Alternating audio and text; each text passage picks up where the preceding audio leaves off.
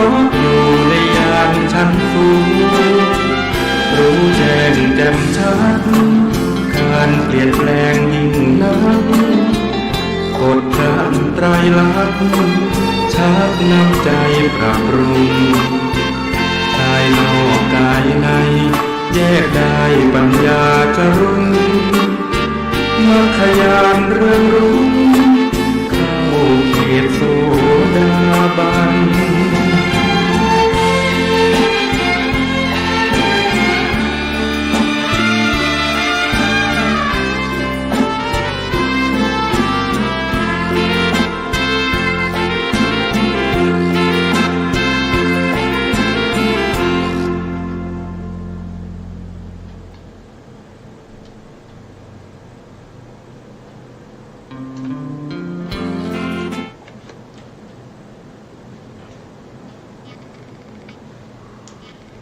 พุทธัง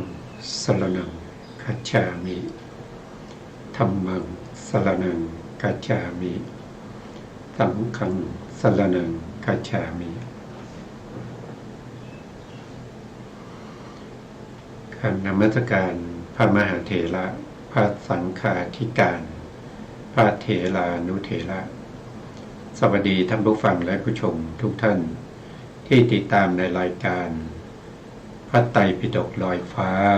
ครั้งนี้เป็นครั้งที่84นะซึ่งยังพูดถึงในเรื่องของสติปัฏฐาน4อยู่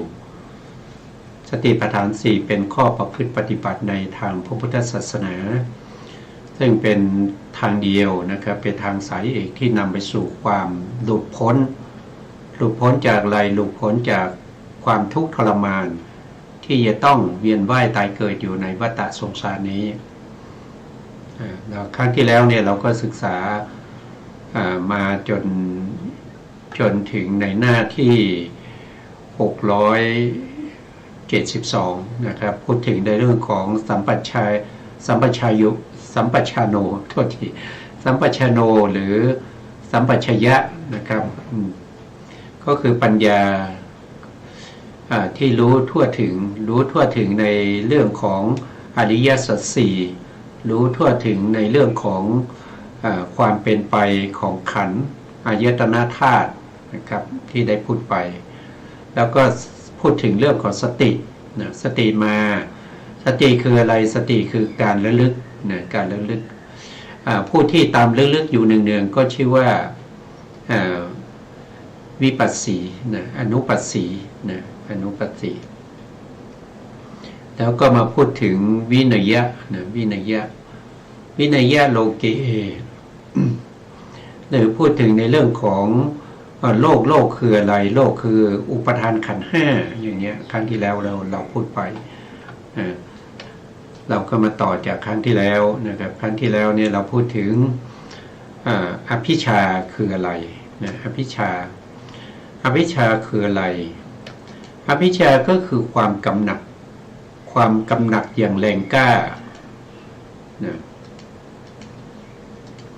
ความยินดีความคล้อยตามความเพลิดเพลินความกำหนัดด้วยอำนาจแห่งความเพลิดเพลินกำหนัดอย่างแรงกล้าแห่งจิตนี้เรียกว่าอภิชาถ้าว่าโดยตัวองค์ธรรมก็คือได้แก่ตัวโลภะนะโลภะเป็นเจตสิกดวงหนึ่งนะครับที่เป็นอกุศลเจตสิกเขาเรียกในกลุ่มของโลภะก็จะมีอยู่3ดวงเรียกว่าโลติกะนะโลติกะ3ก็จะมีโลภะเนี่ยเป็นประธานในกลุ่มนี้นะก็จะมีบริวารก็คือทิฏฐิกับมานะนะครับเป็นบริวารของโลภะตัวโลภะนั้นคือความยินดีติดใจความเพลิดเพลินเพลิดเพลินอยู่ในอะไรในรูปในเวทนาในจิตในสัญญาสังขารอะไรพวกนี้นะครับคือความกำหนัดอย่างแรงกล้าของตัวโลภะพวกนี้ถือว่าเป็นโลภะนะครับบางครั้งก็อะไรอวรถึงสิ่งที่ล่วงไปแล้วอย่างนี้เป็นต้นอันนั้นคือโลภะก็คืออภิชาเพ่งเล็งนะเพ่ง แต่ในที่นี้คือความยินดีก็คือตัวตรงๆเลยคือโลภะนั่นเองนะต่อมาในบรรดาธรรมเหล่านั้นโทมนัสคืออะไรนะโทมนัสคือความไม่ยินดีทางใจเป็นความทุกข์ทางใจความไม่ยินดีทุกขเวทนาเกิดแต่สัมผัสทางใจนี้เรียกว่าเป็นโทมนัสคำว่าสัมผัสทางใจเนี่ยนะสัมผัสทางใจก็คือเขาเรียกว่าอาทิวัจนะสัมผัสอาทิวัจนะสัมผัสก็คือการที่ธรรมารมณ์นะ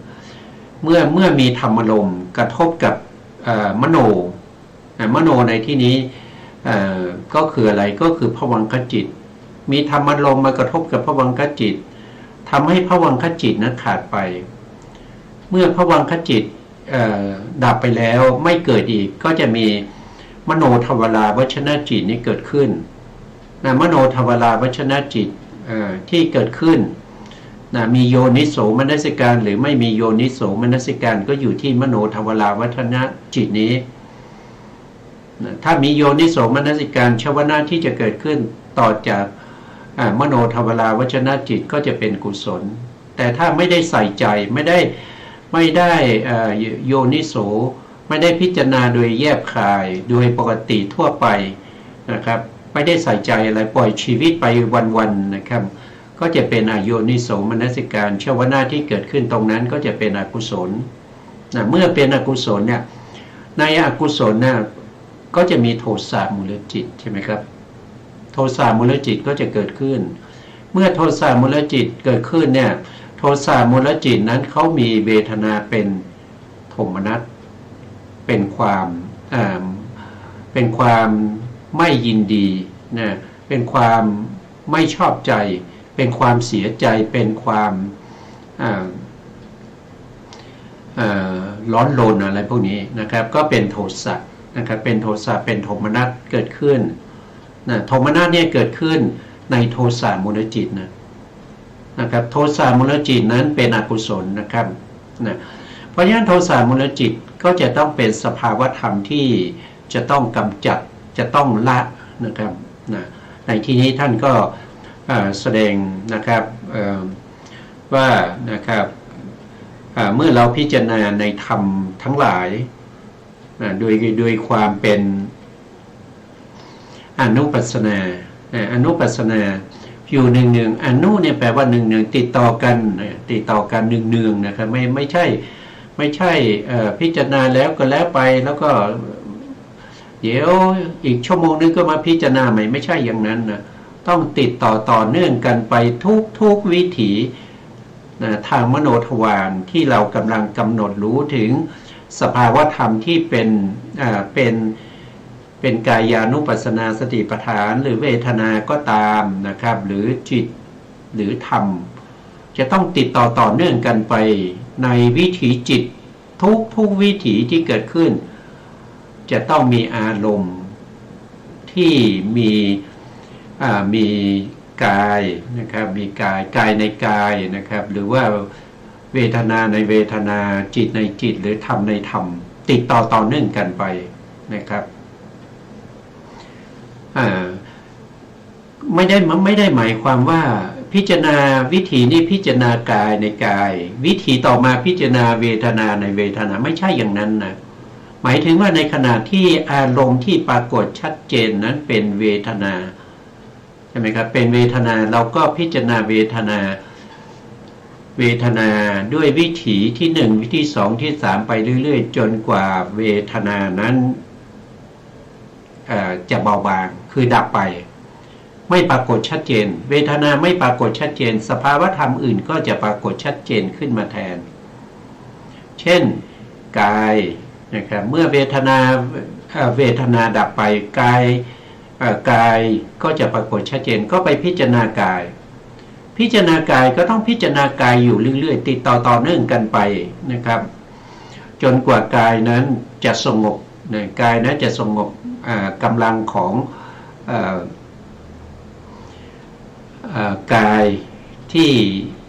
กายเนี่ยเราก็อย่างเช่นผมเนี่ย การรู้ผมเนี่ยเกิดขึ้นเนี่ยเราก็ต้องพิจารณาผมนั้นนะครับผมนั้นคืออะไรก็คือกายนั่นเองเมื่อเราเห็นใช่ไหมครับเมื่อเราเห็นเราต้องส่งจิตไปกำหนดรู้ถึงการเห็นนั้นในขณะที่กำหนดรู้ถึงการเห็นนั้นแค่ระยะเวลาแค่1 วินาทีเนี่ยจิตที่เกิดดับไป1 วินาทีเนี่ยตั้ง400,000 โกฏนะครับใน400,000 โกฏเนี่ยก็จะมีวิถีที่เกิดติดต่อกันใช่ไหมวิถีที่1เกิดขึ้นแล้วก็ดับไปลงสู่ภวังค์แล้วก็วิถีที่2ก็เกิดขึ้นมาอีกนะไปเรื่อยๆอย่างเงี้ยนะมีภวังคจิตมาขั้นอยู่แต่ละวิถีเมื่อทุกวิถีที่อยู่ในช่วงระยะเวลา1 วินาทีนี้มีอารมณ์ที่เป็นผมมีอารมณ์ที่เป็นผมเพราะอารมณ์ผมนั้นปรากฏชัดเจนนะครับถ้านับโดยวิถีเนี่ยมีมากมายนะมีมากมายทุกวิถีจะต้องมีผมเป็นอารมณ์นะติดต่อเนื่องกันไปอย่างนี้เราเรียกว่าเป็นอนุปัสสนาคือติดต่อเนื่องกันแล้วก็เห็นชัดถึงความเป็นสภาวะของความเป็นผมนะเห็นถึงสภาวะของความเป็นผมเป็นขนเป็นเล็บเป็นหนังก็แล้วแต่ว่าในขณะนั้นอารมณ์ไหนที่กำลังปรากฏชัดเจนเราก็พิจารณาอารมณ์นั้นนะแต่การพิจารณาต้องพิจารณาต่อเนื่องกันไม่ใช่ว่ามีการพิจารณาแล้วก็หยุดไปนะครับอกุศลเข้ามาแทรกนิวรณ์เข้ามาแทรกนะครับแล้วก็มาพิจารณาใหม่อย่างนี้มันไม่เรียกว่าเป็นอนุปัสสนาเมื่อเราพิจารณาติดต่อเนื่องกันไปผู้ที่พิจารณานั้นเราก็เรียกว่าเป็นอนุปัสสีเป็นคนที่พิจารณาเนืองๆถึงกายเยกายานุปัสสีนะครับพิจารณาเนืองๆอยู่นั้นนะครับก็จะเป็นอย่างนี้นะครับเมื่อเราพิจารณาอย่างนี้เนี่ยเราไม่ได้ไปใส่ใจในเรื่องของความไม่พอใจใช่ไหมเราก็พิจารณาสภาวะของผมอยู่เพราะนั้นโทมนัสก็เกิดขึ้นไม่ได้ความเสียใจที่เป็นโทสะเกิดขึ้นไม่ได้ความยินดีพอใจก็เกิดขึ้นไม่ได้เพราะชวนะนั้นกำลังมีผมเป็นอารมณ์นะครับก็คือกายในกายเป็นอารมณ์นะก็แล้วแต่ละท่านว่ากำลังอยู่ในช่วงไหนนะครับถ้าอยู่ในช่วงแรกๆเลยยังไม่เคยได้วิปัสสนาญาณเลยนั่นก็จะต้องกำหนดรู้ถึงลักษณะของผมนั้นนะผมคืออะไรผมก็คือการรวมตัวของมหาพุทธรูปนะมหาพุทธรูปก็มีธาตุดินธาตุน้ำธาตุไฟ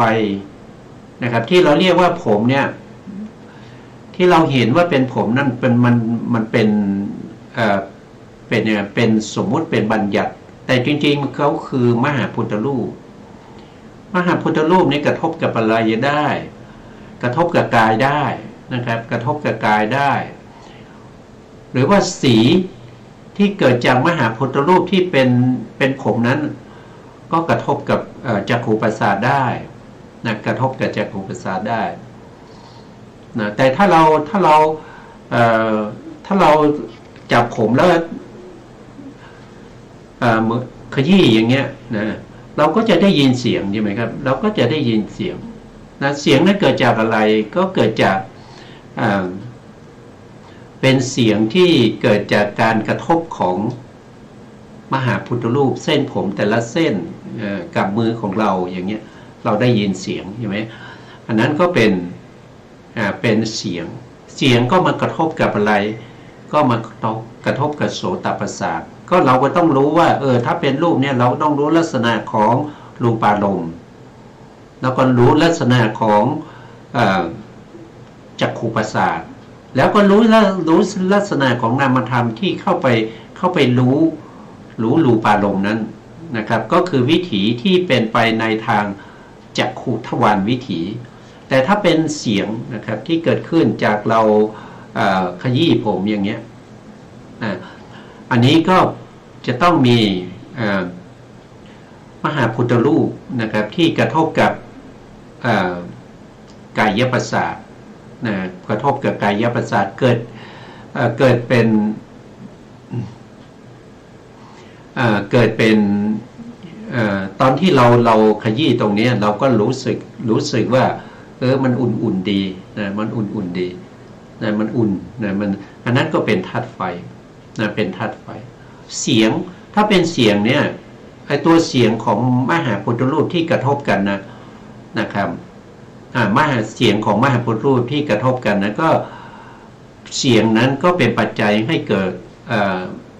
เป็นปัจจัยให้ไปกระทบกับโสตประสาทเมื่อกระทบกับโสตประสาทแล้วก็ทำให้เกิดโสตวิญญาณโสตวิญญาณเกิดขึ้นมารับเสียงรู้เสียงนั้นเนี่ยเราก็ต้องรู้อย่างนี้แต่รู้อย่างนี้ต้องรู้ติดต่อกันนะครับไม่ใช่รู้ชั่วครั้งชั่วคราวไม่ใช่รู้เฉพาะช่วงที่เราใส่ใจนะครับต้องทำให้เป็นนิสัยเป็นอุปนิสัยเลยเป็นอัธยาศัยของเราให้ติดต่อเนื่องกันไปอย่างนั้นเราเรียกว่าเป็นอนุปัสสนาผู้ที่ตามรู้ตามเห็นเราเรียกว่าอนุปัสสีนะครับเพราะฉะนั้นการที่เราทำอย่างนี้เนี่ยก็เพื่อป้องกันอะไรป้องกันอภิชาและโทมนัสที่จะเข้ามาอาศัยอารมณ์เหล่านั้นนะครับแล้วก็เกิดความยินดีถ้าเราไปพบอารมณ์ที่ไม่ชอบใจก็เกิดความไม่ยินดีไม่ยินดีมีความทุกข์อย่างนี้เป็นต้นนะครับเพราะฉะนั้นสิ่งเหล่านี้เป็นสิ่งที่เกิดขึ้นอยู่ในชีวิตประจำวันของเราเพราะฉะนั้นเราก็ต้องรู้อะไรต่างๆอย่างนี้นะครับความยินดีเรารู้ทันทีว่าคืออภิชาว่าโดยอัคขระว่าโดยสัทธะนะครับว่าโดยสมมติเนี่ยเขาความยินดีพอใจก็คืออภิชาแต่ตัวอภิชาจริงๆคือตัวปรมัตถ์คือตัวโลภะนะครับแต่เสียงที่ไปพูดว่าอภิชานั้นมันคือตัวบัญญัติอย่างนี้ตัวปรมัตถ์เนี่ยเป็นตัวที่ก่อให้เกิดสมมติสัจจะคือเสียงสมมติสัจจะก็มีทั้งเสียงก็เรียกว่าสัทธาบัญญัติถ้ามีเป็นเรื่องราวนะครับเป็นเรื่องราวว่าเรื่องเป็นยังไงมายังไงอันนั้นเรียกว่าเป็นอัฏฐะเนี่ยอัฏฐบัญญัติอย่างเงี้ยนะครับแต่ตัวปรมัตถ์จริงๆนะเขาคือโลภะนะครับความยินดีคือตัวโลภะนะครับแล้วก็ความไม่ชอบใจโทมนัสก็คือเวทนาที่อยู่ในโทสะมูลจิตมูลจิตสองเราก็ต้องรู้อย่างนี้ถึงเรียกว่าเป็นวิปัสสนาถึงรู้ว่าเป็นวิปัสสนาเพราะวิพิเศษแปลว่าพิเศษปัสสนาเป็นปัญญารวมกันก็เป็นเห็นแจ้งเห็นเป็นพิเศษเห็นเป็นพิเศษทั้งอภิชาและโทมนัสในโลกนี้กายคือกายนี้เป็นอันถูกกำจัดแล้วถูกกำจัดออกไปแล้วสงบแล้วเงียบแล้วเงียบแล้วสงบแล้วเงียบแล้วระงับแล้วถึงการดับไปแล้วถึงการตั้งอยู่ไม่ได้ถึงการดับศูนย์ไม่เอิบอิ่มแล้วสิ้นปีดาแล้วสุบซีบแล้วหิวแห้งแล้วทำให้เสื่อมสิ้นแล้วด้วยเหตุนั้นพระองค์จึงตรัสว่ากำจัดอภิชาและโทมนัสในโลกในโลกนี้โลกนี้คือกายนั่นเองนะครับคือกายก็มีแขนมีขามีหัวมีขาพวกนี้มีลำตัวนะครับหรือเรียกว่าเป็นที่ประชุมแห่งมหาพุทธรูปและอุปัฏฐยรูปหรือเป็นที่ประชุมแห่งสิ่งโสโครกสิ่งปฏิกูลทั้งหลายก็เรียกว่ากายนะครับกายนี้ ก็คืออุปทานขันธ์ห้านั่นเองนะเนื้อความของบทเหล่านั้นนะข้าพเจ้าได้กล่าวไว้แล้วนะอันนี้คือท่านอนันตคาราจารย์เนี่ยท่านบอกว่าถ้าใครยังไม่ยังสงสัยก็ท่านได้กล่าวไว้ตอนต้นๆแล้วกลับไปศึกษาได้นะครับพร้อมด้วยการเทียบเคียงนะครับก็ด้วยอุปมาอุปไมยนะครับก็ย้อนกลับไปดูถ้าสงสัยนะนี้เป็นการพรรณนาความแห่งอุเทศแห่งกายานุปัสสนาสติปัฏฐานนี่เป็นอุเทศนะอุเทศเนี่ยคือหมายถึงโดยย่อนะครับโดยย่อคือท่านพรรณนาก็คือท่านได้อธิบายและขยายความของอุเทศในกายานุปัสสนาสติปัฏฐานนะกายานุปัสสนาสติปัฏฐานเท่านี้ก่อนนะอันนี้ก็จบในเรื่องของกายานุปัสสนาสติปัฏฐานแล้วจบในเรื่องของอุเทศวาระนะครับแต่ถ้านิเทศเนี่ยจะมีการขยายอีกมากมายนะเราก็จะได้ศึกษาร่วมกันต่อไปในส่วนที่เป็นนิเทศนะต่อมานะครับท่านก็อาจจะอธิบายเรื่องของเวทนานุปัสสนานะวันนี้ผู้ศึกษาพึงทราบในการที่จะกล่าว3เวทนาเป็นต้นมีคำอธิว่าเวทนาสุขเวทนานุปัสสีวิหารตินะซึ่งมีความรวมข้อความอันนี้คือท่านก็สรุปง่ายๆนะครับว่าเหมือนกับที่ได้กล่าวมาเพียงแต่เปลี่ยนจากกายมาเป็นเวทนานะครับท่านบอกอย่างนั้นนะครับแล้วก็มีจิตนะจิตเตจิตานุปัสสีวิหารติธัมเมธัมมานุปัสสีวิหารติอภิชาวินัยโลเกอภิชาโทมนัสสังโดยในดังกล่าวนะครับเหมือนกับกายนะครับเหมือนกับกายญานุปัสสีนั่นเองนะท่านอันนี้ก็คือท่านอธิบายมาแล้วนะครับอธิบายมาในเรื่องของกายแล้วก็ให้เราให้เรา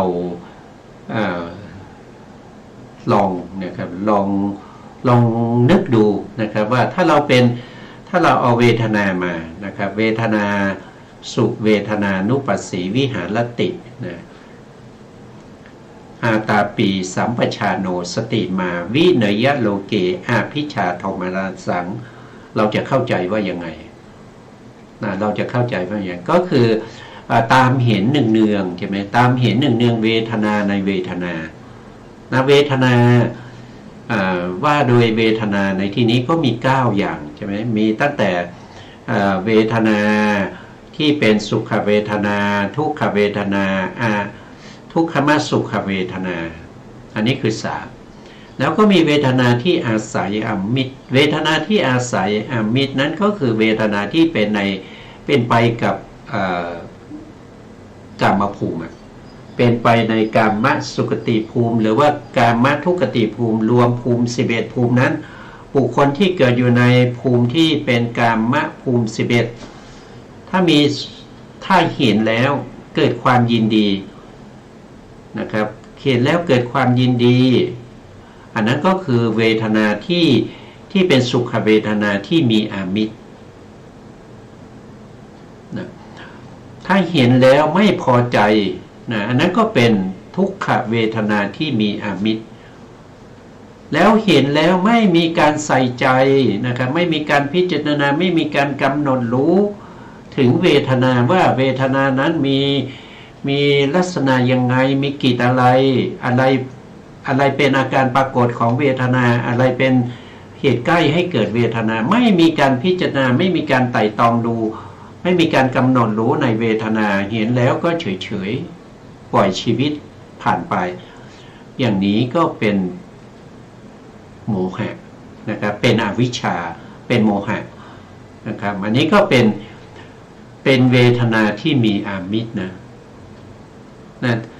แต่บางครั้งเนี่ยเวทนาที่เราเห็นแล้วเนี่ยเราก็รู้ว่าสิ่งที่เราเห็นนั้นเพียงแต่เป็นแค่รูปารมณ์เป็นแค่รูปารมณ์รูปารมณ์ปีลักษณะกระทบกับจักขุประสาทมีลักษณะกระทบกับจักขุประสาทเป็นลักษณะของเขาที่กระทบกับจักขุประสาทแล้วก็ทำให้จักขุวิญญาณนะอาศัยจักขุประสาทเกิดขึ้นแล้วก็มีรูปารมณ์นั้นเป็นอารมณ์อันนี้ก็คือมหากุศลมหากุศลเกิดขึ้นมหากุศลเกิดขึ้นในชวนะที่เป็นจักขุทวารวิถีในมหากุศลนั้นก็จะมีเวทนาอยู่สองอย่างนั่นก็คือสุขเวทนาและก็ทุกขเวทนาก็เราก็ลักษณะอย่างนี้ถ้าเรายังไม่เข้าถึงวิปัสสนาญาณเนี่ยอันนั้นก็เป็นเวทนาที่มีอามิตรแต่เป็นเวทนาที่มีอามิตรที่เป็นไปกับกุศลนะครับเกิดกับมหากุศลเป็นไปได้ทั้งที่เป็นสุขเวทนาที่มีอามิตรแล้วก็อุเบกขาหรือทุกขมสุขเวทนาที่มีอามิตรเป็นไปกับมหากุศลหรือบางครั้งเนี่ยเราไปให้ทานนะครับเราไปใส่บาตรเราก็มีความยินดีขณะใส่บาตรนั้นก็เป็นมหากุศลแล้วเราก็ยินดีด้วยมหากุศลนั้นก็มีเวทนาเป็นสุขเวทนานะครับหรือในที่นี้ก็คือเข้าเวทนาสามนะถ้าเกิดจิตเนี่ยถ้าพูดถึงเวทนาห้าก็จะเป็นสมนัตแต่ตรงนี้ท่านพูดถึงเวทนาสามเท่านั้นเป็นสุขเป็นทุกข์แล้วก็อุเบกขาอันนั้นก็เป็นเวทนาที่มีอามิตรมีอามิตรแล้วก็ถ้าใส่บาตรแล้วก็ใส่มาหลายปีแล้วใส่ทุกวันใส่มาก็รู้สึกเฉยๆไม่ได้มีอารมณ์ที่ยินดีอะไรเลยรู้สึกเฉยๆอันนี้ก็เป็นอุเบกขานะครับที่มีอามิตรแต่เป็นไปกับกุศลธรรมในกามภูมินะพูดถึงในมนุษย์นะในมนุษย์นี่เป็นกามสุขติภูมินะครับแล้วก็เทวดาก็เป็นกามสุขติภูมิบางทีใส่บาตรแล้วนะครับใส่บาตรแล้วก็นึกถึงเสียดายจังเลยไม่น่าใส่เลยไม่น่าใส่บาตรนี่ก็เป็นทุกขเวทนาขึ้นมานะครับนึกถึงกุศลนะครับแต่ตัวที่เกิดขึ้นนั้นไม่พอใจเป็นอกุศลแต่มีอารมณ์ที่เป็นกุศลนะครับกุศลที่ใส่บาตรไปแต่ตอนที่จะใส่ก็ยินดีตอนที่ใส่ก็ยินดีแต่ตอนหลังใส่แล้วเนี่ยนึกถึงก็เสียดายนะครับอันนั้นก็เป็นทุกขเวทนาที่มีอามิตรถ้าเป็นประเภทที่เป็นเวทนาที่ไม่มีอามิตรก็จะมีอีกสามก็จะมีสุขเวทนาทุกขเวทนาแล้วก็อุเบกขาเวทนาเป็นอย่างไรนะครับก็เป็นอย่างไรก็คือหมายถึงว่าถ้าบุคคลที่ได้ฌานเนี่ยปฐมฌานทุติยฌานตติยฌานใช่ไหมสามฌานเบื้องต้นสามเนี่ยมีเวทนาเป็นสุขเวทนารู้ได้ยังไงก็ดูจากองค์ฌานนะครับองค์ฌานมี5ปฐมฌานมีองค์ฌาน5มีวิตกมีวิจารมีปิติแล้วก็มีสุขแล้วก็อุเบกแล้วก็เอกคตาเขามีสุขนี้ก็คือเวทนา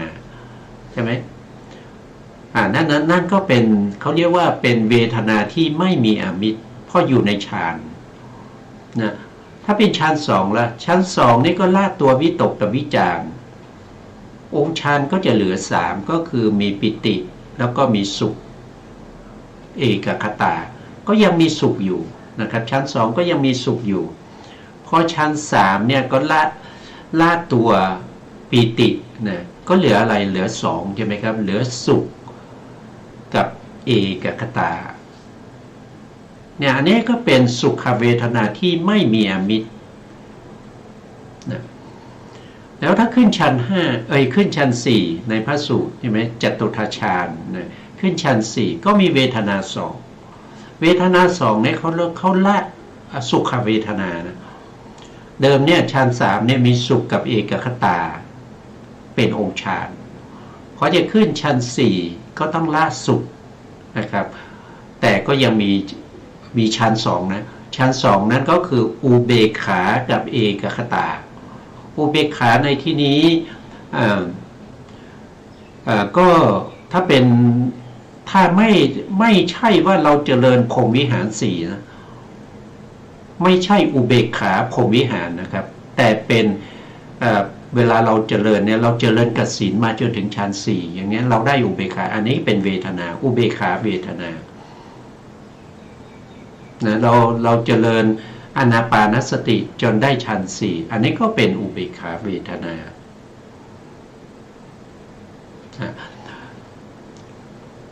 อุเบกขาเวทนานี้ก็จะเป็นเขาเรียกว่าเป็นอุเบกขาเวทนาที่ไม่มีอามิตรบางคนก็สงสัยว่าแล้วถ้าโทมนัสล่ะโทมนัสก็คือบุคคลที่เคยได้ฌานแล้วตอนหลังเนี่ยฌานเขาเสื่อมไปนะครับแล้วเขาเข้าฌานไม่ได้เขาพยายามที่จะเข้าฌานแต่เข้าไม่ได้เพราะฌานเสื่อมเขาเกิดอะไรเขาเกิดโทมนัสโทมนัสนี้ท่านก็ถือว่าเป็นโทมนัสก็คือความเสียใจเป็นโทมนัสหรือเป็นทุกขเวทนาที่ไม่มีอมิตรไม่มีอมิตรเพราะฉะนั้นเวทนาที่เราจะพิจารณาที่เราจะกำหนดรู้เนี่ยก็จะมีอยู่9อย่างนะครับเพราะฉะนั้นก็เป็นเวทนาสุเวทนานุปัสสีมีคำว่านุปัสสีนี่คือต้องตามเห็นหนึ่งๆนะเห็นเวทนาหนึ่งๆเวทนาไหนที่เกิดขึ้นนะครับเวทนานั้นจะปรากฏชัดเจนเราก็ตามเห็นเวทนานั้นตามเห็นเวทนานั้นเมื่อตามเห็นเนืองๆอย่างนี้เราเรียกว่าการตามเห็นนั้นคืออนุปัสสนาแต่ผู้ที่ตามเห็นนั้นเขาเรียกว่าเป็นอนุปัสสีเป็นผู้ตามเห็นนะครับวิหารติก็คือมีการทรงอยู่ในอะไรในเวทนาก็คืออาศัยอยู่กับเวทนาเพราะมีเวทนาเป็นอารมณ์เช่นเดียวกับกายใช่ไหมกายที่เราเคลื่อนไหวอิริยาบถ4ไม่ว่ายืนเดินนั่งนอนก็มีวิหารติวิหารตินี่คืออยู่ในอิริยาบถก็คือวิหารที่อยู่ในอิริยาบถก็คืออาศัยกายนั้นเป็นอารมณ์ก็อยู่ในจิตของเราก็ผูกอยู่ในกายนะจิตและเจตสิกที่เกิดขึ้นในวิปัสสนาญาณนะครับก็ผูกอยู่กับกายนั้นก็เรียกว่าเป็นที่อยู่ของจิตและเจตสิกโคจรไปในจิตและเจตสิกเหล่านั้นก็เป็นวิหารติแต่นี้เราโคจรอยู่ในเวทนาเราก็อยู่กับเวทนาจิตของเราอยู่กับเวทนาก็เรียกว่าวิหารติก็คือเป็นที่อยู่ของจิตและเจตสิกก็คือหมายถึงว่ามีอารมณ์มีอารมณ์ที่เป็นอารมณ์ให้แก่จิตและเจตสิกนั่นคือเวทนาอย่างเนี้ยนะก็จะอันนี้ก็จะเป็นเวทนาสุเวทนานุปัสสีวิหารติอาตาปีก็คือจะต้องมีความเพียรอาตาปีสัมปชโนก็คือต้องมีปัญญาด้วยปัญญานี้มีหลายในนะปัญญาที่เป็นไปในฐานทั้ง4ในอิริยาบถอันนั้นก็เป็นสัมปชัญญะเหมือนกันนะครับสัมปชัญญะนะครับรู้อะไรรู้ประโยชน์นะครับรู้ประโยชน์แล้วก็รู้วิธีการปฏิบัติสะดวกสบายสัพพยะไหมแล้วก็รู้ว่าเขาเป็นอารมณ์ของสมถะไหมแล้วเขาเป็นอารมณ์ของวิปัสสนาไหมมีวิปัสสนาทั้งไปทั้งกลับไหมอะไรพวกนี้นะครับก็คือเรียกว่าเป็นสัมปชัญญะ ตาปีสัมปชัญญะสติมาสตินี่ขาดไม่ได้เลยนะครับการเจริญวิปัสสนาสติปัฏฐาน4นะครับสตินี่ขาดไม่ได้นะครับถ้าขาดสติแล้วการที่เราจะได้วิปัสสนาญาณก็เป็นไปไม่ได้การที่เราจะได้นามรูปปริเฉทญาณหรือว่าได้ปัจจยปริฆหายานเป็นไปไม่ได้เลยถ้าขาดสติเพราะสตินี้เป็นตัวที่คอยกำหนดนะครับสตินี้เป็นตัวพระพุทธสรุปที่เราเรียนมาใช่ไหมครับสติเนี่ยมีอยู่3อย่างหนึ่งก็คืออารมณ์ของสติใช่ไหมอารมณ์ของสติคืออะไรก็คือกายเวทนาจิตธรรมอันที่2ก็คือพระพุทธองค์ตั้งสติเอาไว้นะครับเมื่อพระพุทธองค์แสดงธรรมสาวกของพระพุทธองค์หรืออุบาสกอุบาสิกามันมีกันมากใช่ไหมมาฟังธรรมบางพวกก็คุยกันบางพวกก็เอามือขีดเขียนแผ่นดินบางพวกก็เขย่าต้นไม้บางพวกก็แหงนดูดาวและบางพวกก็ตั้งใจฟังด้วยดีนะพระพุทธองค์เห็นพวกที่ไม่สนใจฟังพระพุทธองค์ก็ไม่ได้รู้สึกเสียใจหรือไม่ได้รู้สึกดีใจตั้งสติไว้เห็นบุคคลที่สนใจตั้งแต่ต้นจนจบฟังจดจ่อนะครับพระพุทธองค์ก็ไม่ได้ดีใจเสียใจเพราะตั้งสติไว้อันนั้นคือการตั้งสติของพระสัมมาสัมพุทธเจ้าผู้แสดงธรรมอันต่อมานะครับก็คือตัวสติตัวสติก็คือตัวที่ตามรู้ตัวที่เข้าไปตามรู้ตามรู้อะไรก็คือตามรู้อารมณ์ที่เป็นกายเวทนาเป็นจิตเป็นธรรมเพราะฉะนั้นก็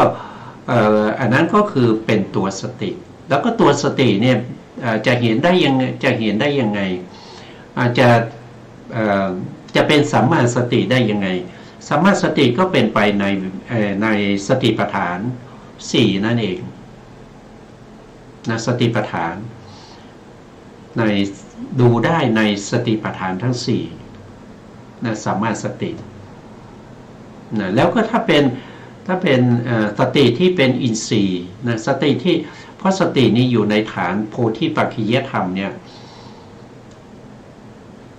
5ฐานด้วยกันนะครับ1ก็คือสติปัฏฐาน2ก็คืออินทรีย์5 3ก็คือพละ5นะครับมีสติหมดเลยพวกนี้ที่พูดมานะครับแล้วก็โพชฌงค์7ก็มีสติสัมโพชฌงค์แล้วก็มรรคก็มีสัมมาสตินะครับก็จะมีอยู่5ฐานด้วยกันเพราะตัวสติเนี่ยเป็นตัวที่อย่างหนึ่งถ้าเรายกตัวอย่างในเรื่องของอินทรีย์นะครับอินทรีย์พละหรือโพชฌงค์สตินี่เป็นตัวที่คอยปรับให้อินทรีย์ของผู้ปฏิบัติเนี่ยให้เสมอกัน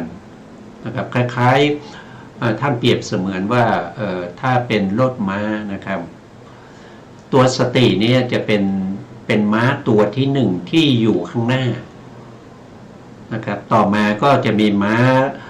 ในแถวที่2นะครับแถวที่2ก็จะมีอยู่4ตัวนะก็คือศรัทธาวิริยะ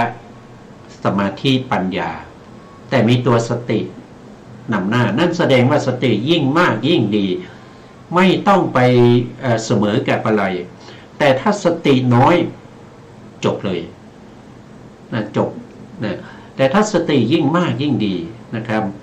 ตัวที่ตามมาก็คือวิริยะนะครับมีศรัทธามีวิริยะมีสมาธิแล้วก็ปัญญานะตัวสติก็คอยปรับศรัทธากับปัญญาให้เสมอกันนะวิริยะกับสมาธิให้เสมอกันปรับไปเพื่ออะไรเพื่อความเจริญในโพธิปัจขิยธรรมฝักใฝ่แห่งมรรคญาณนะถ้าปรับดีๆจนในที่สุดเนี่ยก็จะเป็นสัมมาสตินะครับก็สามารถ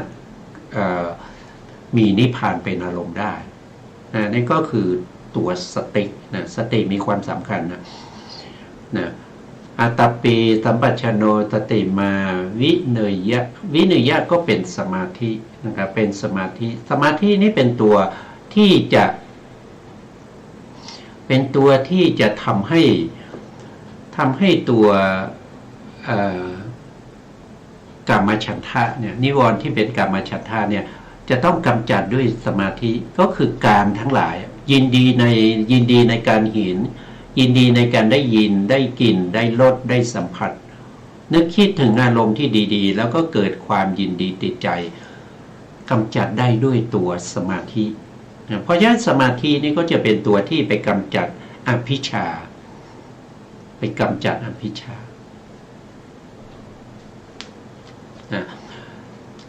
นอกจากนั้นนะครับสมาธิยังกำจัด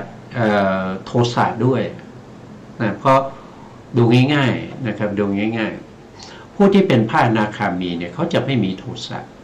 นะเขาจะไม่มีโทสะเพราะพระอนาคามีนี้สมบูรณ์ด้วยศีลและก็สมาธิแต่พระอนาคามีจะไม่มีทั้งอภิชฌาและโทมนัสนะครับแต่พระอนาคามียังมีประเภทที่เราเรียกว่าเป็นภาวะราคานุสัยภาวะราคานุสัยและก็อวิชชานุสัยยังมีอยู่แต่ภาวะราคานุสัยเนี่ยเป็นภาวะราคานุสัยที่เข้าไปยินดีในเรื่องของรูปฌานอรูปฌานรูปภพอรูปภพไม่ได้ยินดีในเรื่องของกามไม่ได้ยินดีในการที่จะมาเกิดในกามภูมิอีกไม่ได้ยินดีในการเห็นได้ยินได้รสได้สัมผัสเพราะว่าเขามีพระอนาคามีเขามีสมาธิที่บริบูรณ์มีสมาธิที่บริบูรณ์แต่พระอนาคามียังมีกามราคะประเภทที่เป็นภาวะราคะนะครับรูปภาวะอรูปภาวะรูปฌานอรูปฌานยังมีอยู่แล้วก็ยังมีอวิชชาอยู่เพราะฉะนั้นถ้าไปถึงพระอรหันต์นี้ก็จะกำจัดเสียซึ่งภาวะราคะเหล่านี้กำจัดเสียซึ่งอวิชชาด้วยกำจัดเสียซึ่งมานานุสัยด้วยคือมานะความเย่อหยิ่งถือตัวก็จะกำจัดอย่างนี้ก็เป็นระดับของการกำจัดเสียซึ่งอนุสัยทั้งหลายอันนี้ก็ในทำนองเดียวกันนะครับในเรื่องของจิตนะจิตที่มีอยู่ถ้านับโดยปัปพาเนี่ยก็ได้1ปัปพานะเวทนาก็นับ1ปัปพานะครับเวทนาถึงจะมี9นะครับนับได้1ปัปพานับได้หมวดเดียวนะครับแต่มีอยู่9ข้อด้วยกันนะมีเวทนาที่เป็นสุขเวทนาข้อที่1ทุกขเวทนาข้อที่2แล้วก็ทุกขมะทุกขเวทนาข้อที่3แล้วก็มีอมิตรมีอมิตรก็มีอีก3ไม่มีอมิตรก็มี3รวมกันก็เป็น9ข้อแต่ถ้านับโดยปัปพาหรือหมวดธรรมในสติปัฏฐานแล้วเขาได้แค่หมวดเดียวเท่านั้นเรียกว่า1ปัปพาต่อมาก็คือจิตจิตนี้ก็จะมีถึง16ข้อด้วยกันนะครับ16ข้อเนี่ยถ้านับโดยข้อเนี่ยมีถึง16ข้อนะครับแต่ถ้านับโดยปัปพาก็มีปัปพาเดียวเหมือนกันนะครับมีปัปพาเดียวเหมือนกันนะอย่างเช่นจิตมีราคะอย่างเนี้ยก็รู้ชัดว่าจิตมีราคะนะครับจิตมีโทสะก็รู้ชัดว่าจิตมีโทสะนะครับก็จะมีอยู่ทั้งหมด16นะครับ1ก็คือจิตมีราคะก็รู้ชัดว่าจิตมีราคะ2จิตไม่มีราคะก็รู้ชัดว่าจิตไม่มีราคะ3จิตมีโทสะก็รู้ชัดว่าจิตมีโทสะ4จิตไม่มีโทสะก็รู้ชัดว่าจิตไม่มีโทสะ5จิตมีโมหะก็รู้ชัดว่าจิตมีโมหะ6จิตไม่มีโมหะก็รู้ชัดว่าจิตไม่มีโมหะ7 จิตหุนหูก็รู้ว่าจิตหุนหู8จิตฟุ้งซ่านก็รู้ว่าจิตฟุ้งซ่าน9จิตเป็นมหากตะก็รู้ชัดว่าจิตเป็นมหากตะ10จิตไม่เป็นมหากตะก็รู้ชัดว่าจิตไม่เป็นมหากตะ11จิตเป็นสัอุตระนะครับก็คือการมาวจรจิตซึ่งมีจิตอื่นยิ่งกว่านะครับถึงอุปจารสมัยทินะอันนี้คือสัอุตระนะครับอันนี้คือ11นะ12ก็คือจิตเป็นอนุตระนะเมื่อกี้เป็นสัอุตระตอนนี้เป็นอนุตระนะอันนี้ก็12นะครับ12ต่อไป13ก็คือจิตตั้งมั่นจิตตั้งมั่นก็รู้ชัดว่าจิตตั้งมั่น14จิตไม่ตั้งมั่นก็รู้ชัดว่าจิตไม่ตั้งมั่น15จิตวิมุตติคือจิตหลุดพ้นในที่นี้หมายถึงตัดทางฆ่าประหารนะครับหรือวิคัมภนประหารก็รู้ชัดว่าจิตหลุดพ้น16จิตไม่หลุดพ้นก็รู้ชัดว่าจิตไม่หลุดพ้นนะก็จะมีอยู่ทั้งหมดอยู่16นะครับมี16นะผู้ที่ตามเห็นก็ต้องตามเห็นด้วยสภาวะของจิตเหล่านี้นะครับญาณแรกนะครับนามรูปเป็นฤทธิเฉทญาณก็ต้องกำหนดรู้ถึงสภาวะเหล่านี้ที่เกิดขึ้นในใจของเราในขณะนั้นจิตของเรามีลักษณะอย่างไรนะเราก็ต้องกำหนดรู้ถึงลักษณะที่จตุกะของจิตเหล่านั้นนะจนเราสามารถที่จะเห็นชัดถึงนามรูปเป็นฤทธิเฉทญาณแล้วก็ปัจจยปริคัยญาณนะครับแล้วก็สามารถเห็นถึงความเกิดขึ้นตั้งอยู่ดับไปเข้าถึงสัมมาสัญญาณจากนั้นเราก็มีการพิจารณากำหนดรู้พิจารณาสภาวะธรรมเหล่านั้นโดยความเป็นของไม่เที่ยงเป็นทุกข์เป็นอนัตตาต่อไปนะส่วนธรรมเมสุธรรมานุปัสสีนะธรรมเนี่ยก็จะมีอยู่ทั้งหมด5ประภาอันนี้ใหญ่นะ5ประภาด้วยกันนะครับมีทั้งหมด5ประภาด้วยกันก็จะมี1ก็คือนิวรณ์ประภานะนิวรณ์ประภาเนี่ยก็จะมีนิวรณ์5ก็5ข้อนั่นเองนะครับ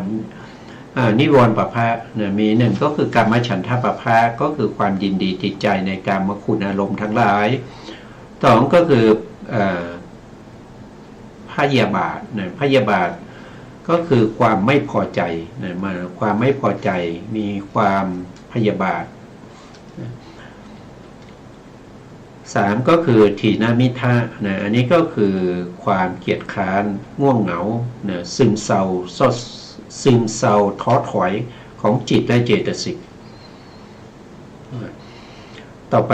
4ก็คืออุทธัจจะกุกุจจะนะอุทธัจจะกุกุจจะอุทธัจจะก็คือความฟุ้งซ่าน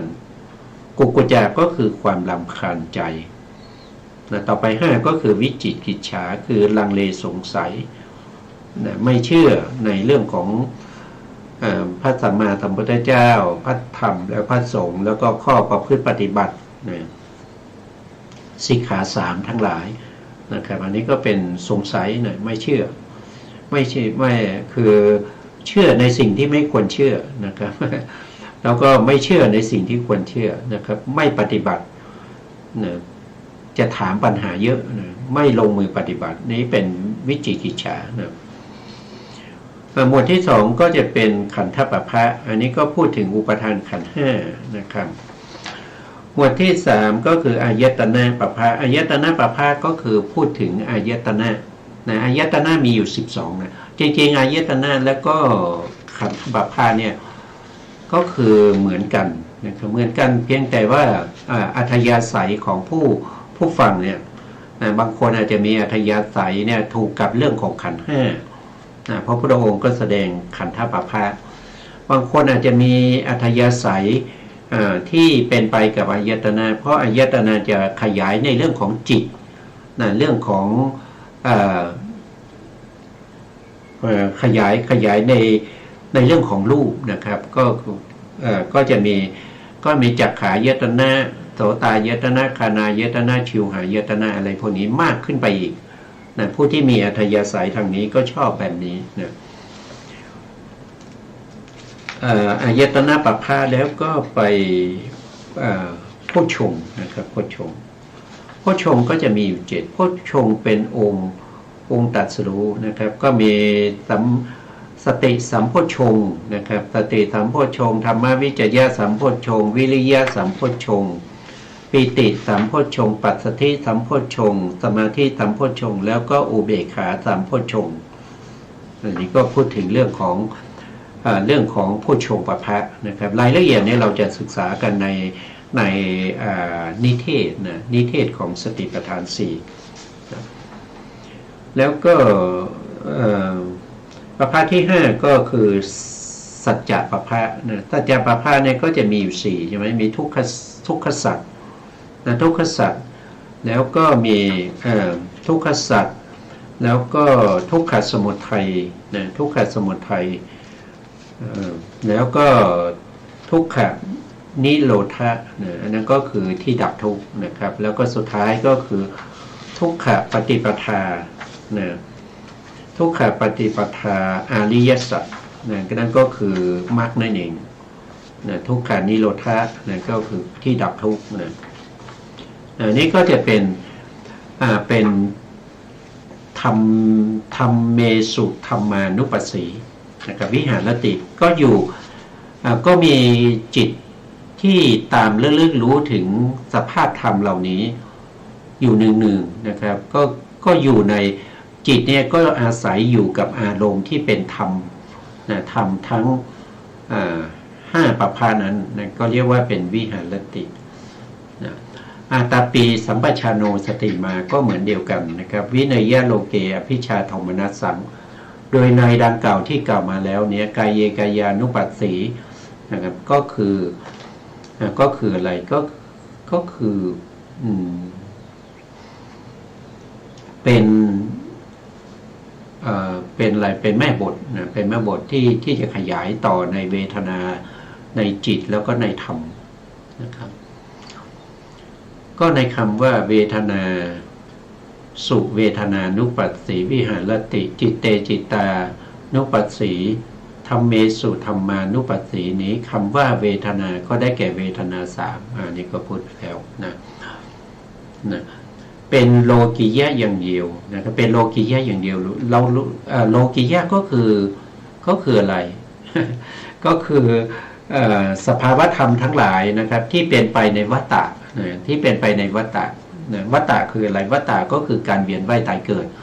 นะครับเวียนว่ายตายเกิดอยู่ในภพภูมิต่างๆนะครับใน31ภูมินะครับพวกนี้ก็เป็นสภาวธรรมที่เป็นโลกิยะท่านบอกว่าสติปัฏฐานที่เราพูดถึงเนี่ยเวทนากายนะกายเวทนาจิตธรรมเนี่ยเป็นฝ่ายที่เป็นโลกิยะอย่างเดียว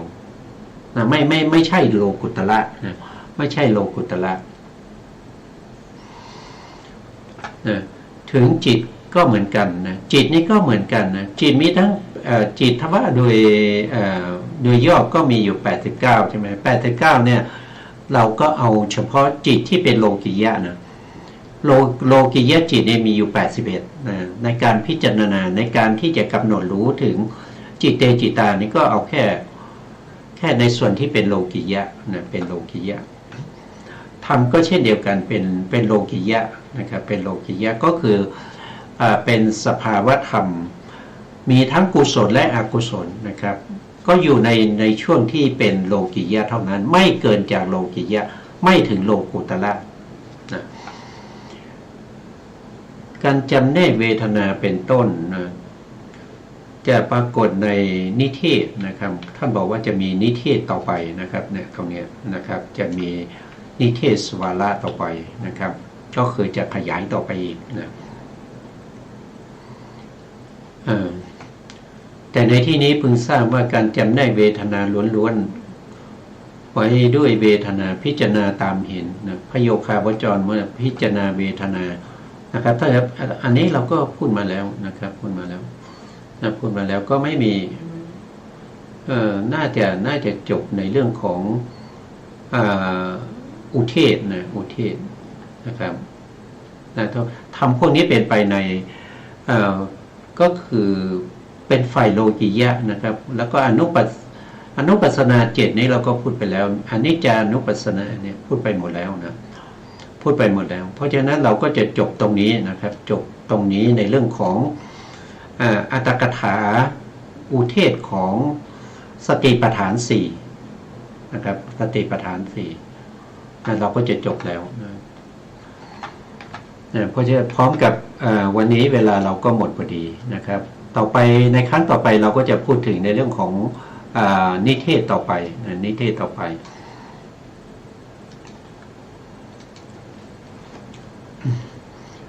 สุดท้ายนี้ขอกราบขอบพระคุณพระครูสมุทรวิสุวัฒน์วรกิจโจผู้อำนวยการสถานีวิทยุเพื่อการศึกษาพระพุทธศาสนาและวัฒนธรรม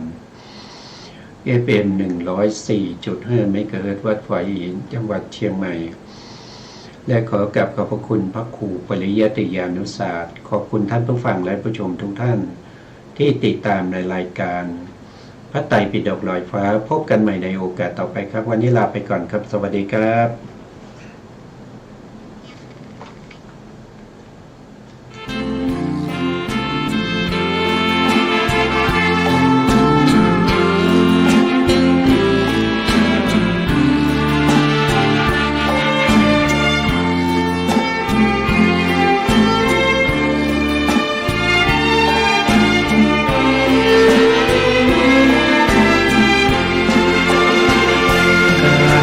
เป็นทุกข์